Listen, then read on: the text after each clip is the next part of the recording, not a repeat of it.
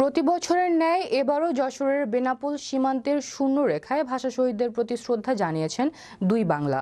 ২১ ফেব্রুয়ারি সকালে সীমান্তের শূন্য রেখায় বাংলাদেশের পক্ষে যশোর ১ আসনে সংসদ সদস্য শেখ আফিল উদ্দিনের নেতৃত্বে ২০ জন ও ভারতের পক্ষে ২৪ পরগনা বিধায়ক নারায়ণ গোস্বামীর নেতৃত্বে ২০ জন এই শ্রদ্ধা নিবেদনে অংশ নেয়।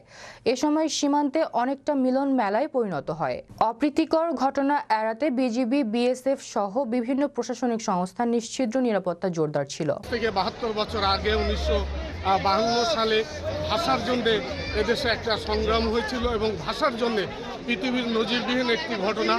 এদেশের মানুষ রফিক, শফিক, জব্বার, সালাম, বরকত সহ অনেকে রাজপথে তাদের বুকের রক্ত ঢেলে দিয়ে এদেশের ভাষা আন্দোলনকে প্রতিষ্ঠিত করেছিল। আমরা তো এটাকে চ্যালেঞ্জ জানাতে পারি না, আমাদের উচিত সরকার যেমন চাইছে তেমনভাবে আসা। আজকে বাংলার মাননীয় মুখ্যমন্ত্রী মমতা বন্দ্যোপাধ্যায়ের নির্দেশে আমরা এখানে তাদের দুই দেশের যে মেলবন্ধনের যে অটুট বন্ধন, পশ্চিমবঙ্গ সরকারের যিনি মুখ্যমন্ত্রী তিনি এবং শেখ হাসিনার এই অটুট বন্ধন আমরা ২১শে ফেব্রুয়ারি যে ভাষা দিবস, আন্তর্জাতিক ভাষা দিবস, যেখানে রফিক, শফিক, সালাম, জব্বার, বরকতরা শহীদ হয়েছিল, তাদেরকে স্মরণ করে দুই বাংলার মিলন উৎসব হচ্ছে এখানে। ওপারের এমপি আপিল উদ্দিন সাহেব এবং মেয়র সাহেবের নেতৃত্বে বঙ্গজননী শেখ হাসিনার প্রতিনিধিরা এসেছিলেন।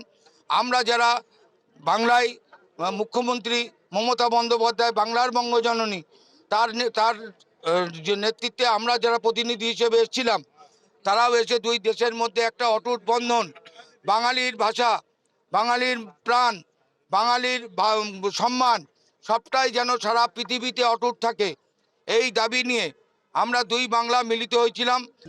পৃথিবীতে এই রকম ঘটনাটি দ্বিতীয়টি ঘটে নাই, যেটা ভাষার জন্য কোনো দেশের মানুষ শহীদ হয়েছে। সেই জাতি বাঙালি। আমরা ১৯৫২ সালে আমরা এই ভাষার জন্য, মাতৃভাষার জন্য আমরা শহীদ হয়েছি। এবং আমি এখানে এই শার্শা উপজেলায় আসার পর যে ২০০৯ সাল থেকে অদ্যাবধি পর্যন্ত প্রত্যেক বছরই দুই বাংলার একটা মিলন মেলায় আমরা এখানে পরিণত করি। দুই বাংলার যারা বাঙালি, সেই বাংলা ভাষার জন্য আমরা যে আন্দোলন করেছিলাম, সংগ্রাম করেছিলাম, আমাদেরই সাথী হতে ওপারের ভারতবর্ষের যারা বাঙালি আছে তাদের একটা মিলন মেলায় আমরা পরিণত করি।